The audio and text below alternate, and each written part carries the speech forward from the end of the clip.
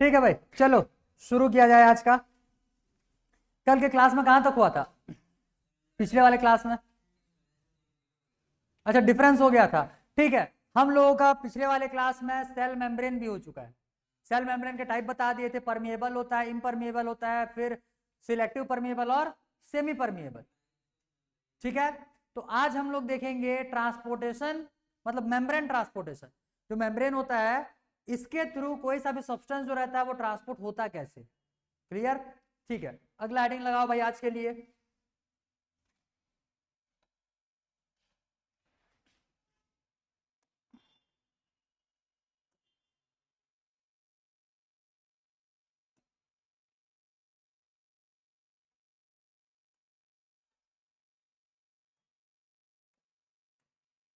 ठीक, हेडिंग लगाओ आज का, मेम्ब्रेन ट्रांसपोर्ट।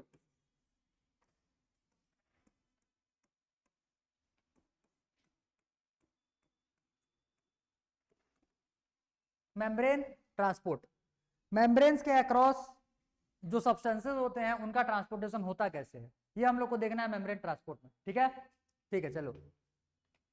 तो बेसिकली हम लोग को यहाँ पे ट्रांसपोर्टेशन के बारे में ही जानना है। क्लियर? ध्यान से समझो, ट्रांसपोर्टेशन जो होता है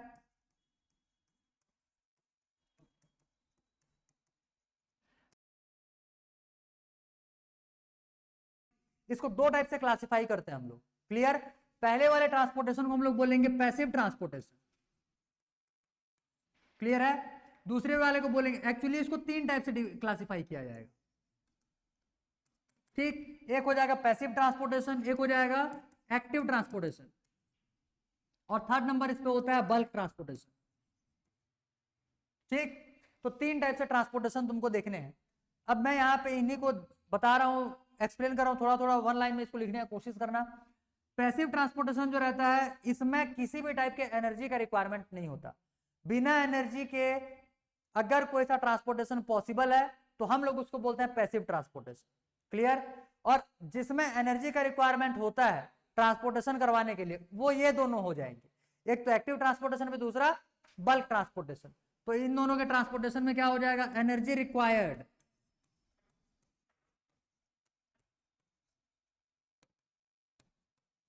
ठीक है, और पैसिव ट्रांसपोर्टेशन में एनर्जी नॉट रिक्वायर्ड।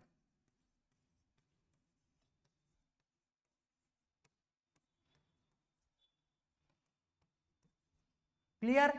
इनके तो और आगे के टॉपिक्स हम लोग को नहीं करने, बट पैसिव ट्रांसपोर्टेशन जो रहता है इसके हम लोग को दो टाइप्स देखने।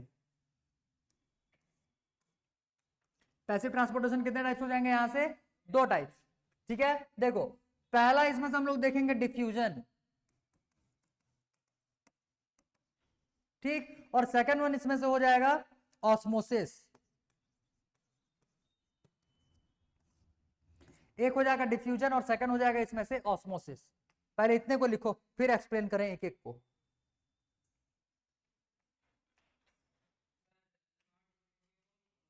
किसमें? नहीं, बस अभी इसका इंट्रो देखे हुए, सिर्फ फ्लो डायग्राम। अब एक एक को यहाँ पे डिफाइन करेंगे ना पूरा, और डिटेल में देखेंगे। अभी अभी बहुत बाकी है। ये तो सिर्फ फ्लो चार्ट बनवाया है ताकि तुम्हारे पास शॉर्ट नोट्स आ जाए। लिख लिए? जल्दी कर, जल्दी, डिजाइन मत बना, फटाफट लिख। हो गया क्या ये? डन। देखो आगे, अब बड़े भाई देखो ध्यान से। तो इतने सारे टाइप्स का ट्रांसपोर्टेशन हम लोग को यहाँ पे डिस्कस करना है। सबसे पहला हम लोग पॉइंट उठाते हैं, इसको पहले पूरा डिटेलिंग कर खत्म करेंगे, फिर एक्टिव, फिर बल्क पे चलेंगे। ये छोटे छोटे, ठीक है। सबसे बड़ा इसमें से जो पार्ट है वो हो जाएगा तुम्हारा पैसिव ट्रांसपोर्टेशन का। पहले समझ लो, पहले समझ लो कि एक्टिव ट्रांसपोर्टेशन और पैसिव ट्रांसपोर्टेशन एक्चुअल में होता क्या है। गाड़ी के टंकी से पेट्रोल निकालते हुए देखे हो क्या? पाइप से, हैं? तो एक बार जब उसको सक करके बाहर निकाल लेते हैं, फिर बीच में कोई मोटर लगाना पड़ता है, उसमें अपने आप पेट्रोल जो रहता है वो बाहर आ जाता है।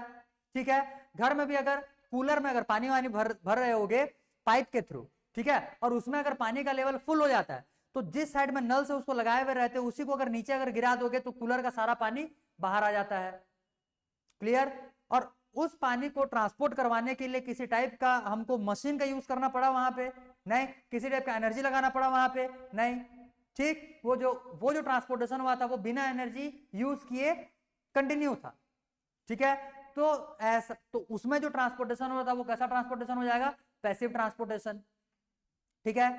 लेकिन घर में जब पानी, जिसमें भी मोटर लगा हुआ रहता है, ठीक है, जो बाहर से पानी आता है तो बीच में एक मोटर फिट कर दिए हुए रहते हैं, तो जब पानी आना होता है तो मोटर को क्या किया जाता है, ऑन किया जाता है, तब जाकर के वो वाटर का सप्लाई प्रोवाइड करता है, ठीक है। तो अब जिसमें हम लोग मोटर का यूज करके पानी का सप्लाई लिए हुए हैं, इसका मतलब उसमें हम लोगों ने इलेक्ट्रिकल एनर्जी इन्वेस्ट किया, तब जाकर के उसके बिहाफ पे हमको क्या मिल रहा है, वाटर, ठीक। और दूसरा, जो हम लोगों ने पाइप के थ्रू सक करके बिना एनर्जी लगाए उसमें से जब वाटर का ट्रांसपोर्टेशन करवाए थे, तो वो बिना एनर्जी के हुआ है, और उसको हम लोग बोलेंगे पैसिव ट्रांसपोर्टेशन, और जिसमें एनर्जी यूज करना पड़ता है उसको एक्टिव ट्रांसपोर्टेशन। क्लियर इतना? वो हम लोग लगाए हैं, वो एक्चुअल में एनर्जी, वो एक्चुअल में एग्जांपल नहीं है, मैं सिर्फ समझाने के लिए तुमको बताया हूं, समझे। लेकिन एक्चुअली जो पैसिव ट्रांसपोर्टेशन होता है उसमें थोड़ा सा भी एनर्जी का रिक्वायरमेंट नहीं होता है, ठीक। अब समझो कैसे नहीं होगा, ये लिख लिया क्या, ठीक है। अब पहले समझो, फिर एक एक करके लिखेंगे। देखो ध्यान से, मैंने यहां पे मान लो 2 टंकी लिया,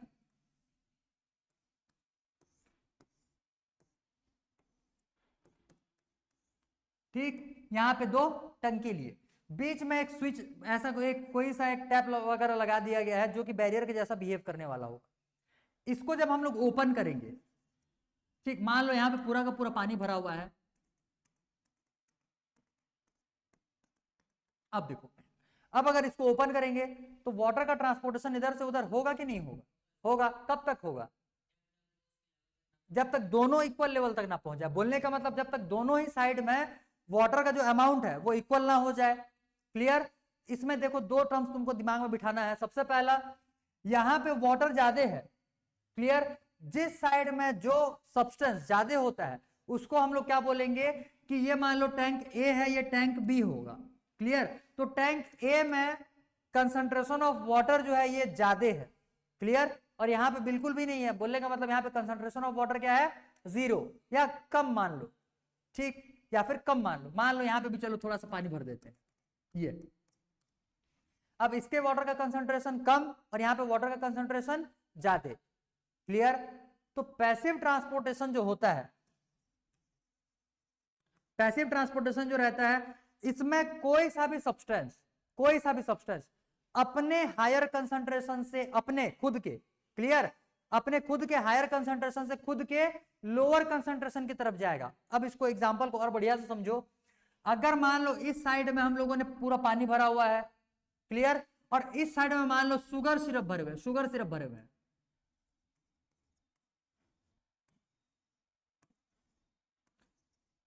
सिरप समझ में आता है कि नहीं आता है? और रसगुल्ला वगैरह खाते हैं तो फिर उसमें जो सिरप बचा हुआ रहता है, तो यहाँ पे शुगर सिरप यूज किया गया है, और इधर क्या क्या रखे हैं हम लोगों ने, वाटर। अब देखो, शुगर सिरप जो है इसमें पानी का कंसंट्रेशन ज्यादा होगा या पानी का कंसंट्रेशन इधर ज्यादा होगा?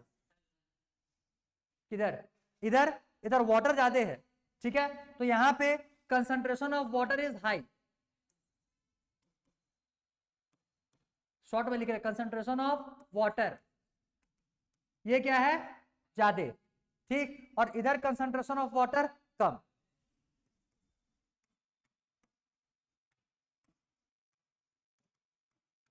कम हो गया। अब मेरे को बताओ, शुगर का कंसंट्रेशन इधर ज्यादा होगा कि इधर ज्यादा होगा? इधर ज्यादा होगा। तो यहां पे क्या लिखेंगे, कंसंट्रेशन ऑफ शुगर,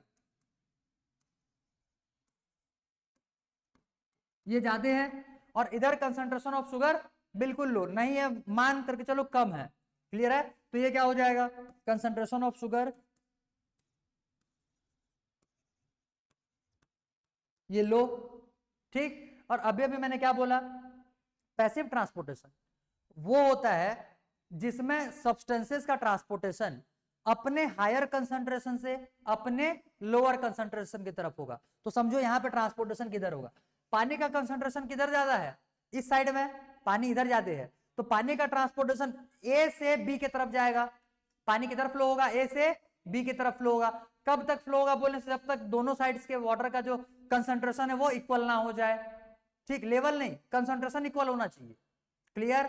दूसरा, इस साइड में शुगर ज्यादा है, शुगर का कंसंट्रेशन इस साइड में ज्यादा है, तो शुगर का ट्रांसपोर्टेशन किधर होगा, इधर से इस साइड में होगा। तो शुगर इस साइड से इधर जाएगा क्योंकि शुगर का कंसंट्रेशन यहाँ पे ज्यादा और यहाँ पे कम। वाटर इधर से उधर जाएगा क्योंकि वाटर का कंसंट्रेशन यहाँ पे ज्यादा और उधर कम। तो बोलने का मतलब पैसिव ट्रांसपोर्टेशन में हो क्या रहा है, कोई सा भी सब्सटेंस अपने हायर कंसंट्रेशन से अपने लोअर कंसंट्रेशन की तरफ ट्रांसपोर्ट होता है। याद हुआ, याद हुआ किसमें, पैसिव ट्रांसपोर्टेशन में। तो जब यहां से, अब जैसे यहां पे बीच में हम लोगों ने बैरियर लगाया है, तो बैरियर को जैसे यहां से खोल देंगे तो पानी को यहां से धक्का देना पड़ेगा क्या हमको, इधर से शुगर को इधर धक्का देना पड़ेगा, नहीं, वो अपने आप शुगर इधर से उधर पास होते जाएगा और इधर से अपने आप पानी इधर से उधर पास होते जाएगा। और तब तक ये पैसेज चलते जाएगा जब तक कि दोनों साइड्स के कंसंट्रेशन इक्वल ना हो जाए। वो यहाँ पे डिजोल्व है ना, वो वाटर में, पानी में डिजोल्व है, तो पानी में तो ट्रेवल करके जा सकता है। समझ, यहाँ पे शुगर सॉलिड फॉर्म में थोड़ी है, दोनों का कंसंट्रेशन इक्वल होगा, ठीक है। तो यहाँ पे शुगर जो है वो सॉलिड फॉर्म में नहीं है, उसको हम लोगों ने पानी में घोल करके रखा हुआ है, ठीक। तब के केस में इधर से इधर ही आना जाना कर पाएंगे, फिर बन जाएगा।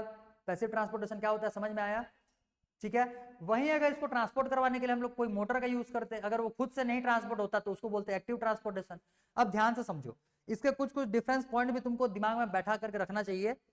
जैसे जब हम लोग मान लो कोई सा एक बड़े से पाइप से किसी एक टंकी से पानी निकालना है, वो बिना एनर्जी लगाए, तो पहले उसको हम लोग सक करेंगे और फिर ले जाकर के नीचे में छोड़ देंगे तो पानी वहां से आना चालू हो जाएगा, ठीक। अब उसी पाइप में एक मोटर लगा दिए, इलेक्ट्रिसिटी का एक मोटर लगा दिए, क्लियर। अब मेरे को बताओ, पानी का जो फ्लो होगा वो किसमें ज्यादा होगा, जिसमें अपने आप आ रहा है बिना किसी एनर्जी का यूज किए, या पानी का फ्लो उसमें ज्यादा होगा जिसमें हम लोगों ने मोटर फिट किया हुआ है, मोटर वाले में। तो जब भी पैसिव, अब मोटर वाला अगर ट्रांसपोर्टेशन हो रहा है तो उसको क्या बोल रहे हैं, एनर्जी का यूज किए, तो वो हो जाएगा एक्टिव ट्रांसपोर्टेशन। और बिना मोटर यूज किए जब उसमें से पानी निकाला जा रहा है तो उसको क्या बोलेंगे, पैसिव ट्रांसपोर्टेशन, ठीक है। पैसिव ट्रांसपोर्टेशन जब भी होता है तो इसमें स्मॉल अमाउंट में सब्सटेंसेस का ट्रांसफर होगा, क्लियर। पानी का स्पीड जो था वो कम हो गया ना पैसिव में, और वहीं अगर मोटर लगा दिए तो बहुत तेजी से पानी निकलेगा। बोलने का मतलब पानी का ट्रांसपोर्टेशन या किसी भी सब्सटेंस का ट्रांसपोर्टेशन अगर एक्टिव ट्रांसपोर्टेशन हो रहा है तो ज्यादा होता है, समझे। एक बार में ज्यादा अमाउंट में सब्सटेंसेस ट्रांसपोर्ट किए जाएंगे किसमें, एक्टिव ट्रांसपोर्टेशन में, और कम कम अमाउंट में ट्रांसपोर्ट किया जाएगा पैसिव ट्रांसपोर्टेशन में। याद हुआ इतना, क्लियर। अब लिखना चालू करें इसको, ठीक। देखो भाई, तो सबसे पहला इसमें आज के लिए हेडिंग लगाओ, passive transportation.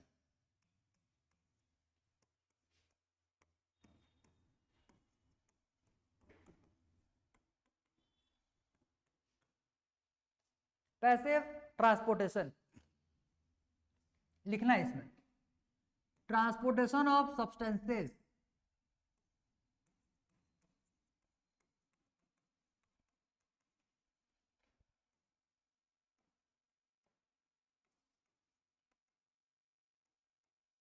transportation of substances which do not require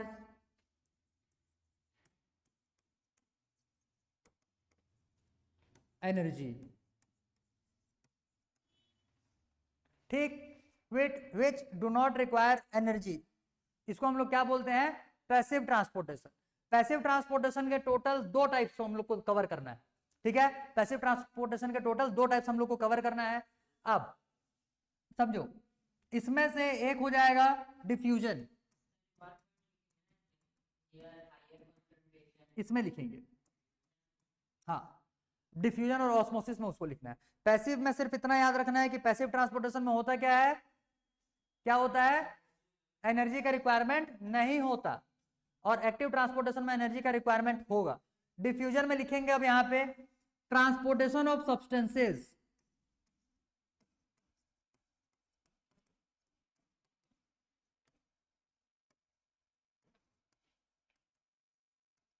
transportation of substances from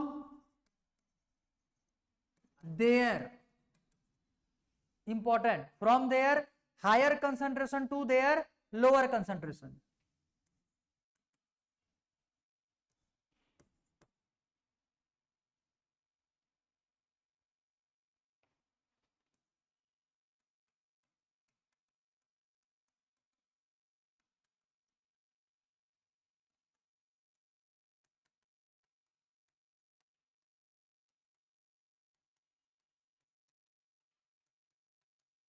ठीक है, अब ध्यान दो यहाँ पे ट्रांसपोर्टेशन ऑफ सब्सटेंसेस, जो सब्सटेंस हम लोग यूज करते हैं वो सॉलिड, लिक्विड, गैस तीनों हो सकता है। ठीक है, तो एनी काइंड ऑफ सब्सटेंसेस, इसमें लिख सकते हो क्या हो जाएगा, सॉलिड भी, लिक्विड भी और गैस भी। तो सॉलिड, लिक्विड्स, गैस तीनों के ट्रांसपोर्टेशन को हम लोग क्या बोलेंगे, डिफ्यूजन। याद हुआ, क्लियर हुआ इतना? इसमें भी एनर्जी का रिक्वायरमेंट नहीं होगा और इसमें सॉलिड, लिक्विड, गैसेस तीनों का ट्रांसपोर्टेशन पॉसिबल होता है। ठीक, नेक्स्ट जो है वो है ऑस्मोसिस। ठीक, ये लिखिए क्या, इसको लिखो जल्दी, डिफ्यूजन लिखो। मेरे यहां लिखाते टाइम पे ना लिखा करोगा तो, हाँ उस टाइम पे समझाते रहते हैं तो फिर ध्यान से सुना करो, लिखने के लिए टाइम दिया जाएगा।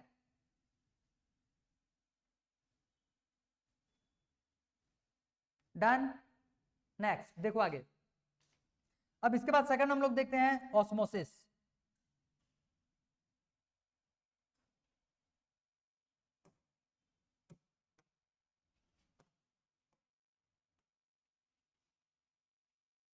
ये ए नंबर लिख लेना डिफ्यूजन, और बी हम लोग देखेंगे यहां से ऑस्मोसिस।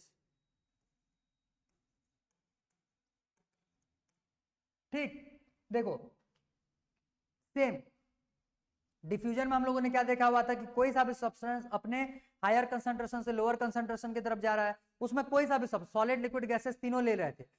ऑस्मोसिस में सिर्फ और सिर्फ ट्रांसपोर्टेशन होता है वाटर का। किसका ट्रांसपोर्टेशन होगा, सिर्फ वाटर का। क्लियर, तो इसमें लिखना transportation of water,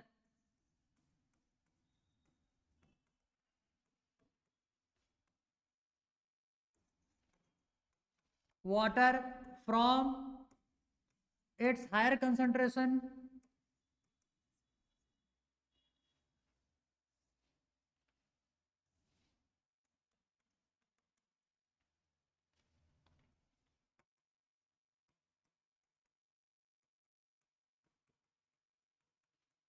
from its higher concentration to its lower concentration। Semi permeable membrane से ये पास होता है। ठीक, सेमी परमेबल मेम्ब्रेन जो रहता है वो सिर्फ और सिर्फ वाटर को ट्रांसपोर्ट करने के लिए अलाउ करता है। ठीक है, तो ये सेमी परमेबल मेम्ब्रेन से पास होकर के जाएगा। ऐसा नहीं है कि ये परमेबल से नहीं पास होगा, क्योंकि जो ऊपर में हम लोगों ने डिफ्यूजन देखा हुआ था, डिफ्यूजन में सॉलिड, लिक्विड, गैसेस तीनों आते हैं। सिर्फ स्पेसिफिक वाटर की अगर बात किया जाए जो कि लिक्विड में आता है, तो उसको हम लोग बोलेंगे ऑस्मोसिस।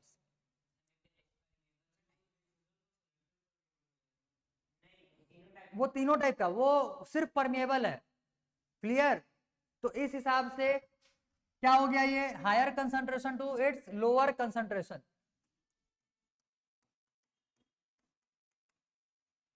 ठीक है, क्लियर, तो इसको हम लोग बोलते हैं ऑस्मोसिस। इसको क्या बोला जाता है, ऑस्मोसिस।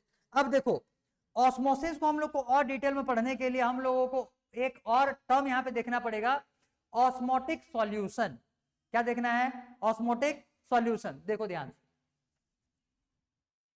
इसी का टॉपिक हो जाएगा ऑस्मोटिक सॉल्यूशन। क्लियर, अब देखो सॉल्यूशंस। अब देखो, कंसंट्रेशन बोलने का मतलब गाढ़ापन एक तरीके से समझ लो। ठीक है, पानी लिए एक डब्बे में, ऐसे समझो, ये एक बर्तन लिए, ये दूसरा बर्तन लिए, सेम साइज के हैं दोनों। क्लियर, इसमें पानी पूरा एक गिलास भर दिए, इसमें भी पानी एक गिलास भर दिए। इसमें हम लोगों ने 10 टेबल स्पून जो है वो यहां पे हम लोग शुगर यूज कर रहे हैं। क्लियर, 10 टेबल स्पून क्या हो जाएगा यहां से, शुगर। और यहां पे हम लोगों ने सिर्फ 2 टेबल स्पून क्या किया हुआ है, शुगर यूज किया हुआ है। ठीक, हाँ ये क्लियर हुआ। और एक खाली पानी ले लो, इसमें हम लोगों ने शुगर यूज ही नहीं किया। क्लियर, क्लियर, तो 3 टाइप के हो गए। अब समझो, जब हम लोग, इसका तो यूज ही नहीं, इसी से काम चल जाएगा। देखो इन दोनों में, इसमें 2 टेबल स्पून क्या है, शुगर है, और इसमें कितना है, ठीक, तो इन दोनों को अगर कंपेयर करेंगे तो पानी का अमाउंट किसमें ज्यादा है, इसमें इसमें ज्यादा है, सॉरी इसमें ज्यादा है, क्योंकि इसमें 2 टेबल स्पून ही खाली शुगर यूज किया गया है, तो पानी इसमें ज्यादा होगा, ठीक। और इसमें 10 टेबल स्पून शुगर यूज किया गया, तो इसका पानी कम हो जाएगा। समझे? इतना इतना क्लियर हुआ? तो जिसमें पानी का अमाउंट ज्यादा रहता है एज कंपेयर टू दूसरे किसी सॉल्यूशन, तो इस टाइप के सॉल्यूशन को हम लोग बोलते हैं हाइपोटोनिक, हाइपोटोनिक सॉल्यूशन। क्लियर? इसको क्या बोलेंगे? Hypotonic solution. कोई डाउट इसमें? नहीं? तो हाइपोटोनिक सॉल्यूशन में क्या होता है? वाटर कंटेंट ज्यादा होता है। क्या हो जाएगा? वाटर कंटेंट ज्यादा हो जाएगा, बन जाएगा ये, ठीक। सेकंड, इसके कंपैरिजन में इसका कंसंट्रेशन ज्यादा है, इसमें पानी शुगर का कंसंट्रेशन ज्यादा है और पानी का कंसंट्रेशन कम है। तब के केस में ये जो है इसके कंपैरिजन में, इंडिविजुअल नहीं बोलना है, ये जो टर्म हम लोग देख रहे हैं ये सारे के सारे कंपेरेबल है, ठीक। जैसे मैं यहाँ पे पानी लिया, उसमें 2 चम्मच मैंने शक्कर डाल दिया, अब बोलूंगा बताओ ये कितना कंसंट्रेटेड है, कौन बता पाएगा उसको? कोई नहीं, क्योंकि उसका तो कोई स्पेसिफिक वैल्यू नहीं है ना, ठीक। लेकिन वहीं अगर मैं दूसरा ग्लास लूंगा, उसमें मैं 3 टेबल स्पून डाल दिया और बोलूंगा कि अब बताओ इसका कंसंट्रेशन क्या है, तब फिर बता पाओगे कि इसका कंसंट्रेशन जो है वो इसके कंपैरिजन में कम या फिर ज्यादा, जो भी हो। क्लियर? तो उस टाइप से ये जो 3 टर्म्स हम लोग देख रहे हैं ऑस्मोटिक सॉल्यूशन के, जो 3 टाइप्स होते हैं, ये तीनों ही सॉल्यूशंस हम लोग को कंपेरेबल ही मिलेंगे, एब्सोल्यूट इसका वैल्यू नहीं रहता। कोई डाउट? समझे? तो 2 टाइप का क्लियर हुआ कि नहीं हुआ? एक होता है हाइपोटोनिक, एक होता है हाइपरटोनिक। एक होता है हाइपोटोनिक, एक होता है हाइपरटोनिक। इसको बोलेंगे हाइपरटोनिक, जिसमें वाटर कंटेंट कम होता है। क्लियर? हाइपर, रुक जाओ भाई लिखवाएंगे, इसलिए तो बोल रहा पहले समझ लो। एक हो गया हाइपोटोनिक, दूसरा हो जाएगा हाइपरटोनिक। अब समझो, अगर यहाँ पे 2 टेबल स्पून जैसे एक लिया हुआ है, एक ग्लास में 1 ग्लास पानी 2 टेबल स्पून शुगर है, सेम दूसरे वाले ग्लास में 1 ग्लास पानी 2 टेबल स्पून शुगर होगा, तो दोनों में से पानी का कंसंट्रेशन किसमें कम किसमें ज्यादा? इक्वल, दोनों में इक्वल हो जाएगा। तो जब दोनों में इक्वल होता है तो दोनों ही सॉल्यूशंस को एक दूसरे का आइसोटोनिक सॉल्यूशन बोलते हैं, आइसोटोनिक। क्लियर हुआ? तो टोटल कितने टाइप के ऑस्मोटिक सॉल्यूशन हम लोग देखे? 3 टाइप का। एक होता है हाइपोटोनिक, दूसरा होता है हाइपरटोनिक, और तीसरा हो जाएगा आइसोटोनिक। क्या क्या हो जाएगा? हाइपरटोनिक, हाइपोटोनिक और आइसोटोनिक। क्लियर? देखो,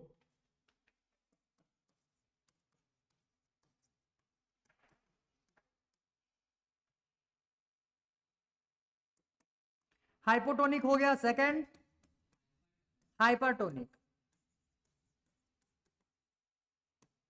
और थर्ड वन यहां से आ जाएगा ये आइसोटोनिक, ठीक। तो हाइपोटोनिक क्या हो जाएगा? हाइपोटोनिक क्या हो जाएगा? ऐसा सॉल्यूशन जिसका कंसंट्रेशन दूसरे के कंपैरिजन में कम होता है, यही होगा। अगर उसका कंसंट्रेशन कम होगा तब जाकर के उसमें वाटर क्या होगा? ज्यादा। क्लियर? देखो, हाइपोटोनिक ऐसे लिख लो तो सिंपल में सिंपल लिख लो, हाइपोटोनिक सॉल्यूशन किसको बोलेंगे? सॉल्यूशन सॉल्यूशन जिसमें which has high water content. Clear? लिखो, solution which has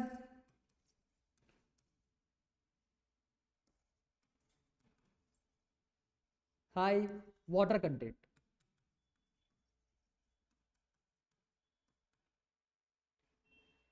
high water content. Clear? Then another solution,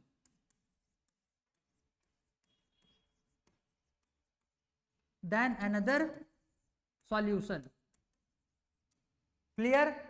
इसमें क्या हो जाएगा? हाइपरटोनिक में solution which has less water content, ठीक है। देन अदर सॉल्यूशन, दूसरे किसी सॉल्यूशन से, उसके साथ में जिस सॉल्यूशन को हम लोग कंपेयर कर रहे होंगे उससे इसका कम होना चाहिए वाटर कंटेंट, ठीक।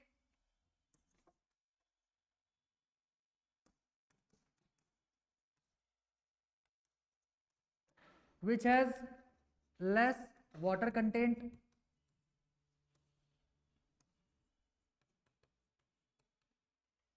than another solution।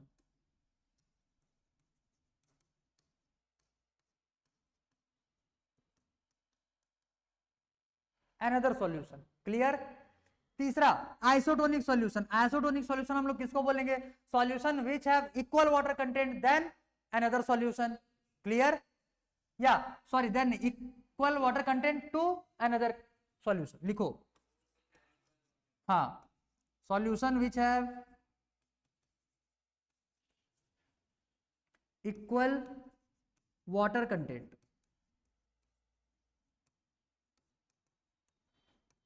To another solution.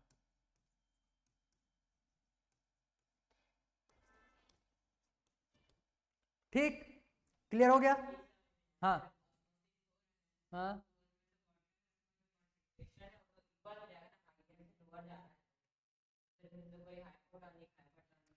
वो अलग से अपने को देखना है, वो उसके पार्ट नहीं है। ठीक, ये जो तीन टाइप के सॉल्यूशंस होते हैं ये तुमको अलग से देखने हैं। लिखो, इतने को लिखो तो जल्दी फटाफट नोट डाउन करो। क्या चीज? टाइप्स है ना। रुको जा, अभी ऑस्मोसिस के टाइप्स देखेंगे तो ये क्लियर करेंगे वहां पे। ये टाइप्स नहीं है, ये ऑस्मोटिक सॉल्यूशन के टाइप्स है। ये किसके टाइप्स हैं? ऑस्मोटिक सॉल्यूशन के। क्लियर, ये लिखे हैं ना इसमें ऑस्मोटिक सॉल्यूशंस, इसमें लिखो टाइप्स। ये ऑस्मोटिक सॉल्यूशंस है, ऑस्मोसिस नहीं। कौन से रिलेटेड है अभी बताएंगे वही।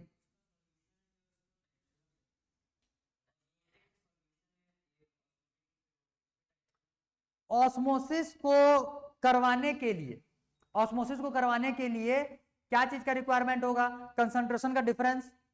ठीक, अब जैसे मान करके चलो हम लोगों ने एक हाइपोटोनिक सॉल्यूशन लिया। क्या सॉल्यूशन लिया है हम लोगों ने? हाइपोटोनिक सॉल्यूशन, मतलब पहले वाले सॉल्यूशन लिए थे। ठीक है, पहले वाला तो इसमें वाटर ज्यादा होगा कि नहीं? कम होगा। ठीक, हाइपोटोनिक सॉल्यूशन में वाटर का कंटेंट ज्यादा होता है। अब अगर एक किशमिश, किशमिश मतलब समझ में आता है रेजिन, ठीक, रेजिन जो सूखा हुआ रहता है उसको ला करके अगर इसके अंदर में डालोगे तो रेजिन जो है वो फूल जाएगा कि सिकुड़ जाएगा? सिंपल।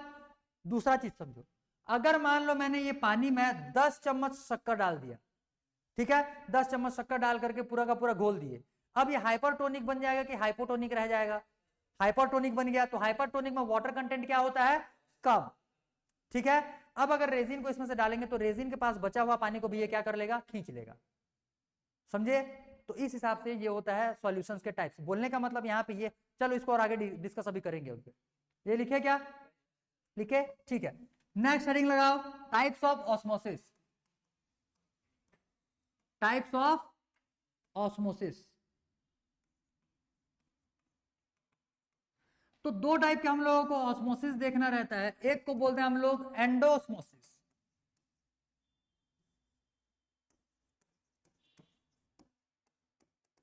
एंडोस्मोसिस, ठीक, और एक को बोलेंगे हम लोग exosmosis.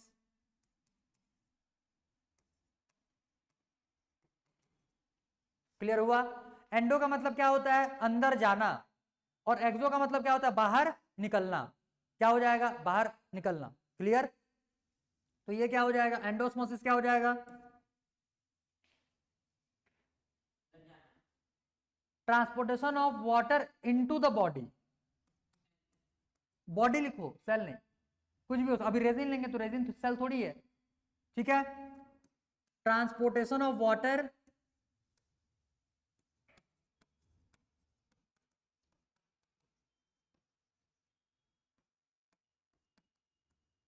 Water into the body, बाहर से अंदर जाएगा, इसको बोलेंगे। एंडो का मतलब अंदर होता है और एक्सो का मतलब बाहर। एंडो बोलने का मतलब अंदर के तरफ और एक्सो का मतलब अंदर से बाहर के तरफ। क्लियर? तो क्या हो जाएगा यहां से? Into the body.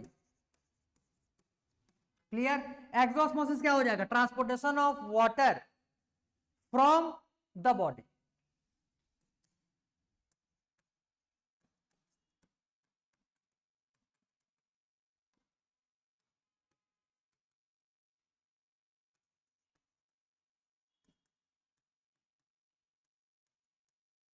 क्लियर है? इतना समझ में आया? अब देखो इसको कैसे एक्सप्लेन करते हैं। जैसे मान लो यहाँ पे पानी लिए, ठीक, ये पानी लिए, इसमें पानी भरा हुआ है, एक रेजिन लिए, एक रेजिन लिए, एक किशमिश लिए, क्लियर। अब किशमिश जो रहता है, रेजिन जो रहता है, ये पूरा का पूरा सूखा हुआ रहता है। अगर उस रेजिन को ला करके हम लोग इस पानी में डुबा करके रात भर के लिए सोक करने के लिए छोड़ दें, तो सुबह होते होते तक जो रेजिन रहेगा वो फूल जाएगा, स्वलन अप हो जाएगा वो, क्लियर। अब वो रेजिन जो था वो फूला क्यों, समझो ध्यान से। इस सॉल्यूशन के कंपैरिजन में रेजिन के अंदर में जो सॉल्यूशन है, अरे उसके अंदर में भी तो सॉल्यूशन होगा ना, ठीक है। तो इस सॉल्यूशन के कंपैरिजन में रेजिन के अंदर में जो सॉल्यूशन है वो हाइपरटोनिक होगा कि हाइपोटोनिक होगा, सिंपल। तो रेजिन क्या है, हाइपरटोनिक, ये क्या है, हाइपरटोनिक, और ये क्या है, हाइपोटोनिक। तो इसके पास पानी का कंसंट्रेशन क्या है, ज्यादा, और पानी का कंसंट्रेशन यहाँ पे ज्यादा है। जैसे ही मैं रेजिन ला करके यहाँ पे डुबाया, यहाँ पे मैंने एक रेजिन ला करके डुबाया, अब जो पानी है वो बाहर से अंदर जाएगा कि अंदर से बाहर आएगा, बाहर से अंदर जाएगा, क्योंकि पानी का कंसंट्रेशन रेजिन के अंदर में क्या है, बहुत कम, और बाहर में जो वाटर का पूरा बॉडी है वहां पे पानी बहुत ज्यादा है। तो इस वजह से पानी बाहर से कहां जाएगा, अंदर में। पानी बाहर से अंदर जाएगा तभी जाकर के ये रेजिन क्या हो पाएगा, वहां से स्वलन होगा, फूलेगा, क्लियर। अब जो रेजिन फूला हुआ है उसको लेकर के आए, ये फूला हुआ रेजिन है, क्लियर, इसको लेकर के आए और इसको हम लोगों ने सनलाइट में रख दिया, ठीक, सनलाइट में रख दिया। तो अब तो ये एनवायरमेंट में आ चुका है।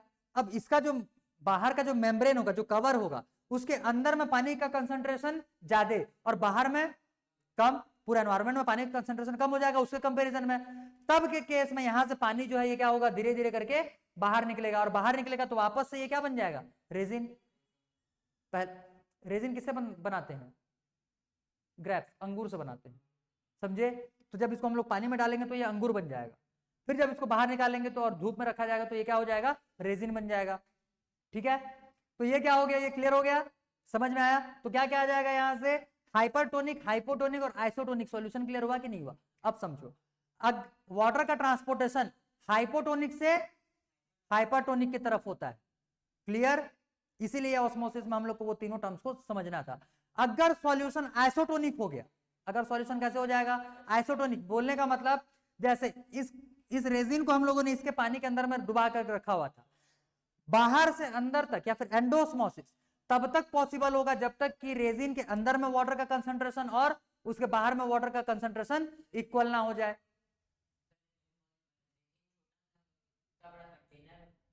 तो अमाउंट ऑफ वाटर थोड़ी बोल रहे हैं हम लोग, वाटर का कंसंट्रेशन बोल रहे हैं, समझे। अमाउंट ऑफ वाटर अलग चीज होता है और वाटर का कंसंट्रेशन अलग चीज होता है, क्लियर हुआ, इतना समझ में आ गया। जरूरी नहीं है, हाइपरटोनिक और हाइपोटोनिक मिलेंगे तो तब तक मिलते रहेंगे जब तक कि आइसोटोनिक सॉल्यूशंस दोनों ना बन जाए, ठीक है। हाइपरटोनिक और हाइपोटोनिक दोनों का आपस में मिक्सअप करेंगे, या ऐसे करके दो बर्तन में लिए हुए और अंदर से ऐसे टैप को अगर ओपन किया जाएगा तो दोनों का ट्रांसपोर्टेशन तब तक होगा जब तक दोनों आपस में आइसोटोनिक सॉल्यूशन ना बन जाए, क्लियर हुआ, ये इतना समझ में आ गया। तो ऑस्मोटिक सॉल्यूशन के टाइप्स हो गए, ये हो जाएगा तुम्हारा एंडोस्मोसिस, बोलने का मतलब transportation of water from outside to inside the body, clear. और एक्सोस्मोसिस का मतलब हो जाएगा transportation of water from inside to outside of the body, clear, बन जाएगा ये। फटाफट लिख लो इसको भाई, लिख लिए। ये रेजिन वाला एग्जांपल भी लिख लेना, ठीक। एंडोस्मोसिस में होगा क्या, water get into the resin, हो गया, डन, ठीक। आगे देखो, अब तो हम लोगों ने यहाँ पे ऑस्मोसिस भी देख लिया। तो ये तुम्हारे दो टाइप्स ऑफ ट्रांसपोर्टेशन हो जाएंगे पैसिव ट्रांसपोर्टेशन के, क्या क्या है, डिफ्यूजन और ऑस्मोसिस, डिफ्यूजन और ऑस्मोसिस, क्लियर। दोनों में डेफिनेशन सेम, बस डिफ्यूजन में तुम्हारे तीनों टाइप के सब्सटेंसेस ट्रांसपोर्ट होते हैं और ऑस्मोसिस में सिर्फ वाटर, ठीक है, बन जाएगा इतना, ठीक। तो अब जो हम लोगों के दो टाइप ऑफ ट्रांसपोर्टेशन और बचे हुए हैं उसको भी थोड़ा थोड़ा देख लो। Second number active transportation.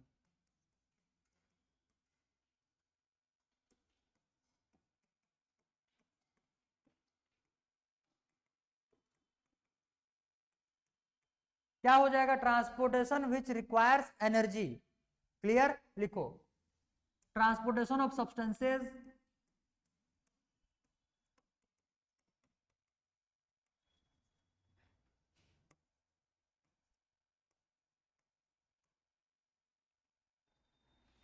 Passive transportation में एक लाइन और लिख लो, तो जो वहां पे सब्सटेंसेज का ट्रांसपोर्टेशन होता है वो लेस अमाउंट में होता है। क्लियर? तो वहां पे लिखो substances are transported in lesser amount, yes, in small amount, लिखो। transportation of substances which requires energy।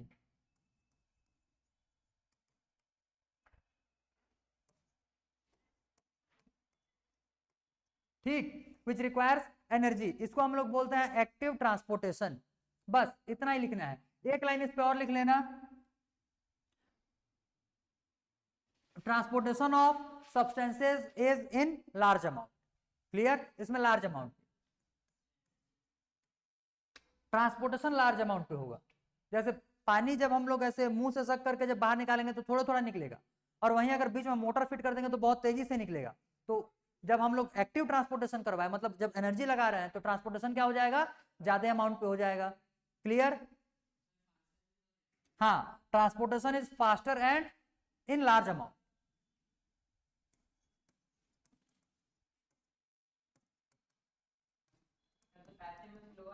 हाँ, लिख लो, पैसिव में स्लोअर लिख लो, इसमें पैसिव में स्लो ट्रांसपोर्टेशन होता है, इसमें फास्ट फास्ट ट्रांसपोर्टेशन होता है।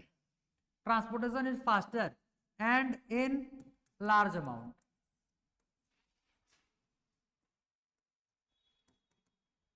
ठीक है?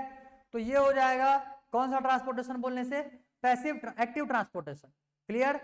अब एक्टिव ट्रांसपोर्टेशन का ही तीसरा टाइप होता है, इसको हम लोग बोलेंगे, सॉरी, एक टाइप होता है, इसको हम लोग बोलेंगे बल्क ट्रांसपोर्टेशन। क्या बोलेंगे? Bulk transportation.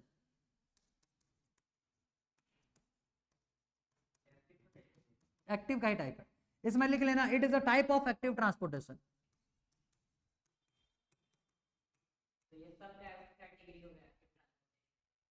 हाँ, लेकिन इसको अलग ही पढ़ लियो, इसको अलग ही लिख लो, it is a type of active transportation.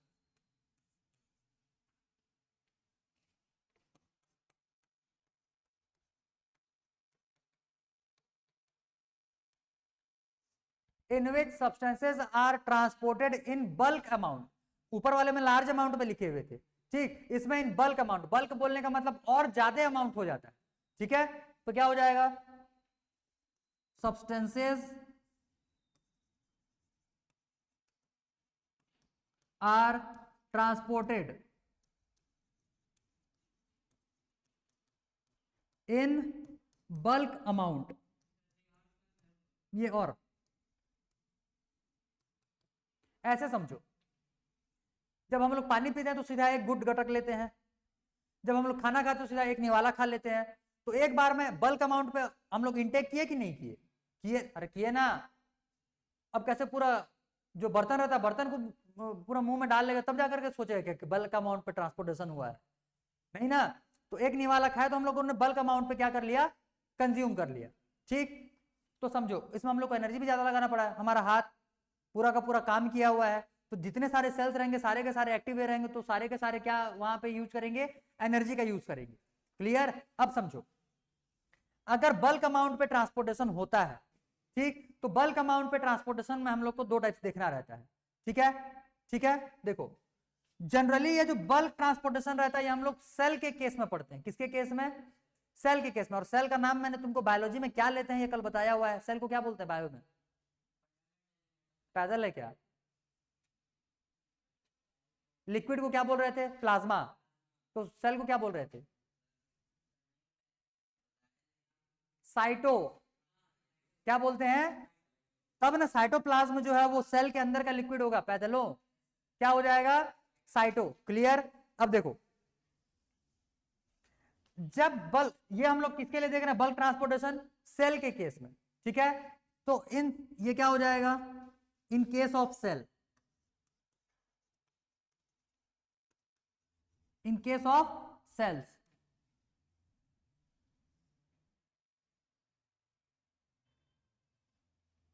देखो इन केस ऑफ सेल्स बोल रहे हैं यहां पे, तो सेल्स के केस में जो बल्क ट्रांसपोर्टेशन किया जाता है, यहां पे दो टाइप से ये बल्क ट्रांसपोर्टेशन को हम लोग क्लासिफाई कर सकते हैं, ठीक है।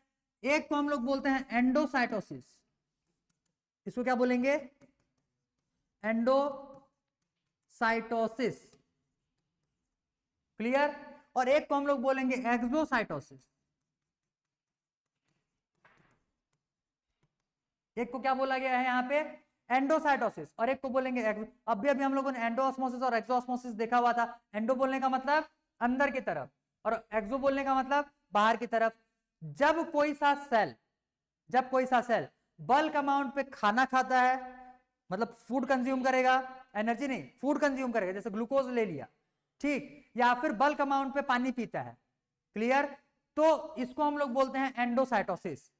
सेम चीज जब बल्क अमाउंट पे वेस्ट प्रोडक्ट को बाहर निकालता है, या वेस्ट प्रोडक्ट या बल्क अमाउंट पे किसी वाटर को बाहर निकाल रहा है, क्लियर, तब के केस में उसको बोलेंगे हम लोग एक्सोसाइटोसिस, मतलब सेल के बाहर आने वाले सब्सटेंसेस हो गए, और एंडोसाइटोसिस मतलब सेल के अंदर जाने वाले सब्सटेंस, लेकिन बल्क अमाउंट पे, क्लियर। कैसे जाना है वहां पे, बल्क अमाउंट पे। अब देखो ध्यान से, एंडोसाइटोसिस में दो चीज, अगर ये फूड कंज्यूम करेगा, क्या कंज्यूम करेगा, फूड, ठीक, फूड, तो हम लोग इसको बोलते हैं फैगोसाइटोसिस। क्या बोलेंगे इसको, फैगोसाइटोसिस, लिख रहा हूं देखो,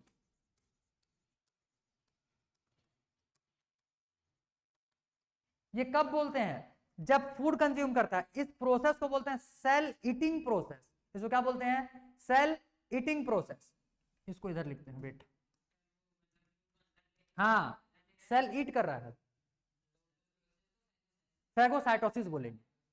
ये हो जाएगा एक्सोसाइटोसिस, ठीक है। तो फूड कंज्यूम करने को क्या बोल रहे हैं, फैगोसाइटोसिस, तो इसको, इस प्रोसेस को क्या बोल रहे हैं, सेल ईटिंग प्रोसेस,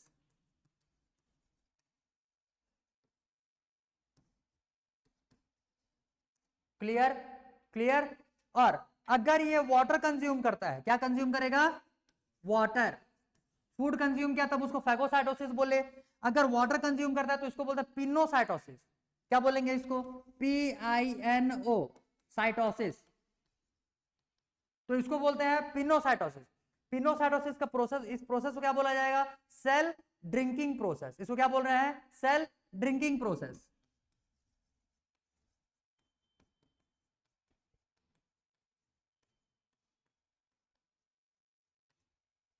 आया समझ में इतना, क्लियर। तो देखो पूरा डिटेल में कवर कर रहे हैं, एक एक पॉइंट क्लियर कर रहे हैं, अच्छे से दिमाग में बिठाते हुए चलो, सब चीजों को याद करते हुए चलो, ठीक, याद हुआ इतना, हो गया। बस आज के लिए इतना ही करेंगे, आज पहले इतने तक को याद करो, एक आध दो इमेजेस देखो, क्योंकि तुम्हारा बायोलॉजी बहुत ज्यादा है, याद तो करना ही पड़ेगा, और भर भर करके अगर एक ही दिन पढ़ लेंगे तो दिमाग तुम्हारा पूरा कोई रिस्पॉन्स नहीं देगा फिर, ठीक। तो इसीलिए थोड़े अमाउंट पे करेंगे, बेहतरीन करेंगे, सभी चीजों को याद करते हुए चलेंगे। तो आज के लिए हम लोगों ने क्या क्या किया, पहले उसको याद करो। तो आज हम लोगों ने देखा मेम्ब्रेन ट्रांसपोर्टेशन। तो मेम्ब्रेन ट्रांसपोर्टेशन जो रहता है ये बेसिकली कितने टाइप से होंगे, तीन। क्या क्या हो जाएगा, पैसिव, एक्टिव और बल्क। पैसिव ट्रांसपोर्टेशन पहले, पैसिव ट्रांसपोर्टेशन क्या होता है, पहले होता क्या है, ऐसा ट्रांसपोर्टेशन जिसमें एनर्जी का रिक्वायरमेंट नहीं होगा, क्लियर। पैसिव ट्रांसपोर्टेशन कितने तरीके, दो। क्या क्या हो जाएगा, डिफ्यूजन और ऑस्मोसिस। डिफ्यूजन से किसी भी सब्सटेंस का ट्रांसपोर्टेशन होता है, और ऑस्मोसिस में सिर्फ वाटर का ट्रांसपोर्टेशन होगा, भी होता है, सिर्फ वाटर नहीं, नहीं, वो ऑस्मोसिस में होता है। हाँ, डिफ्यूजन में, हाँ, वो जो डिफ्यूजन है उसमें सिर्फ वाटर नहीं, उसमें भी सॉलिड लिक्विड गैस, जब पढ़ेंगे तब बताऊंगा वहां पे, अभी पहुंचे कहाँ है, केमिस्ट्री स्टार्ट होने तो फिर वहां पे भी पढ़ाएंगे उसको, ठीक। तो डिफ्यूजन में क्या होता है, तीनों का ट्रांसपोर्टेशन हो जाएगा, और ऑस्मोसिस में सिर्फ वाटर का ट्रांसपोर्टेशन होगा। केमिस्ट्री में डिफ्यूजन का प्रोसेस में वाटर का ट्रांसपोर्टेशन इसीलिए पढ़ते हैं क्योंकि वहां पे हम लोग सॉलिड का ट्रांसपोर्टेशन करते ही नहीं है, ठीक, लेकिन होता है डिफ्यूजन अगर वहां पे करवाएंगे तो सॉलिड भी आएगा। कोई डाउट? इतना समझ में आ गया? तो पैसिव ट्रांसपोर्टेशन के दो टाइप से, एक हो जाएगा डिफ्यूजन, दूसरा ऑस्मोसिस। डिफ्यूजन में क्या ट्रांसपोर्ट होता है? सॉलिड, लिक्विड, गैसेस तीनों, और ऑस्मोसिस में सिर्फ वाटर ट्रांसपोर्ट होगा। ऑस्मोसिस के लिए हम लोग फिर ऑस्मोटिक सॉल्यूशन देख लिए। तो ऑस्मोटिक सॉल्यूशन कितने टाइप के? तीन। एक हो जाएगा तीन, आधा थोड़ा कैसे लिखा है पैदल, तो बोल उसको तीन, ठीक। क्या हो जाएगा? एक हो जाएगा हाइपोटोनिक, एक हो जाएगा हाइपरटोनिक, एक हो जाएगा आइसोटोनिक। वाटर कंटेंट किसमें ज्यादा? हाइपोटोनिक में, ये याद रखना। और हाइपरटोनिक में वाटर कंटेंट कम। और अपने से मत बताना, किसी दूसरे सॉल्यूशन के कंपैरिजन में, वो भी बताना है। और आइसोटोनिक में वाटर कंटेंट दोनों ही सॉल्यूशंस के इक्वल हो जाएंगे। क्लियर? उसके बाद ऑस्मोसिस के टाइप, दो टाइप के ऑस्मोसिस होते हैं, एक होता है एक्सोऑस्मोसिस, एक होता है एंडोऑस्मोसिस। एंडोऑस्मोसिस बोलने का मतलब सब्सटेंस का बॉडी के इनसाइड जाना, वाटर का, हाँ, वाटर का बॉडी के इनसाइड जाना। और एक्सोऑस्मोसिस बोलने का मतलब बॉडी से वाटर का बाहर निकलना। ये हो गया, ठीक। फिर इसके बाद एक्टिव ट्रांसपोर्टेशन। एक्टिव ट्रांसपोर्टेशन जो था, इसमें एनर्जी का रिक्वायरमेंट होता है, ज्यादा अमाउंट पे होगा, फास्टर वे में ट्रांसपोर्टेशन होगा। क्लियर? दूसरा बल्क ट्रांसपोर्टेशन, बल्क अमाउंट पे ट्रांसपोर्टेशन होता है, एनर्जी ज्यादा यूज होगा। दो टाइप से हो जाएंगे बल्क ट्रांसपोर्टेशन, क्या क्या हो जाएगा? एक होता है एंडोसाइटोसिस और एक होता है एक्सोसाइटोसिस। एंडोसाइटोसिस बोलने का मतलब सेल के इनसाइड में सब्सटेंसेस का ट्रांसपोर्ट करवाना, और एक्सोसाइटोसिस बोलने का मतलब सेल के बाहर सब्सटेंस का ट्रांसपोर्टेशन करवाना। क्लियर? एंडोसाइटोसिस में दो टाइप से हम लोग को देखना था, एक फूड ईटिंग मतलब सेल ईटिंग प्रोसेस, इसको बोलते हैं फैगोसाइटोसिस, और एक होता है सेल ड्रिंकिंग प्रोसेस, इसको क्या बोलते हैं? पिनोसाइटोसिस। याद हुआ इतना? इजी तो है भाई, बढ़िया बढ़िया तो नाम है। आगे आने वाले टॉपिक्स में तो और भी बढ़िया बढ़िया नाम देखने के लिए मिलेगा। हो गया क्या? हो गया इतना? ठीक। अब देखो इमेजेस,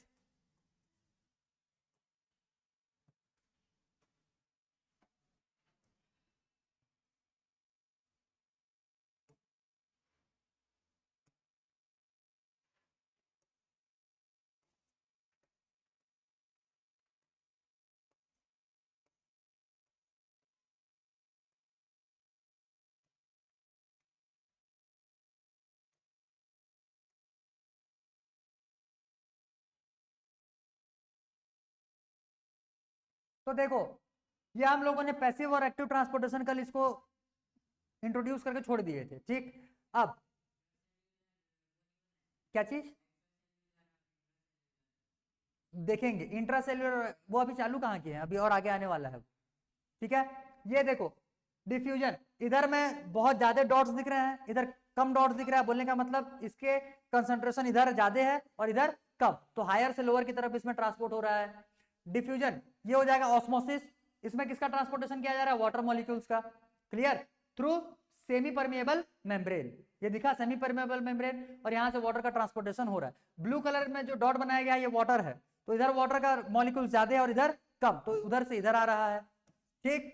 आगे अब देखो हाइपोटोनिक सॉल्यूशन मतलब जिसमें वाटर का कंटेंट ज्यादा होता है, जब इसमें किसी दूसरे बॉडी को एंटर करवाएंगे, क्लियर, या इमर्स करवाएंगे, तो ये पानी अंदर लेते जाएगा। हाइपोटोनिक सॉल्यूशन में वाटर कंटेंट ज्यादा, तो पानी में जब डुबाएंगे तो पानी ये बॉडी के अंदर जाएगा, तो वो क्या होना चालू हो जाता है? फूलना स्टार्ट हो जाता है, ठीक। आइसोटोनिक सॉल्यूशन में नॉर्मल जैसा है वैसा ही रहेगा, और हाइपरटोनिक सॉल्यूशन में इसके अंदर का वाटर जो है ये बाहर निकल करके आ जाएगा। क्लियर? क्लियर? तो देखो ये पचक गया है यहाँ पे, और ये स्वेलन अप हो गया है, मतलब फूल गया है, ठीक। आगे रेजिन, ठीक। यहां से ये इसमें क्या हुआ है? एंडोस्मोसिस। इसमें क्या हुआ है?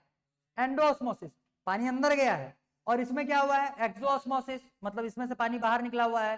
क्लियर?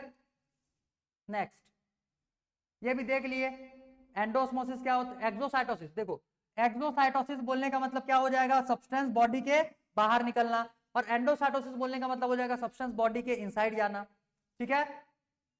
अब फैगोसाइटोसिस मतलब फूड टेकिंग, फूड कंज्यूम करना, और पिनोसाइटोसिस मतलब वाटर। नेक्स्ट, हो गया, इतना ही था।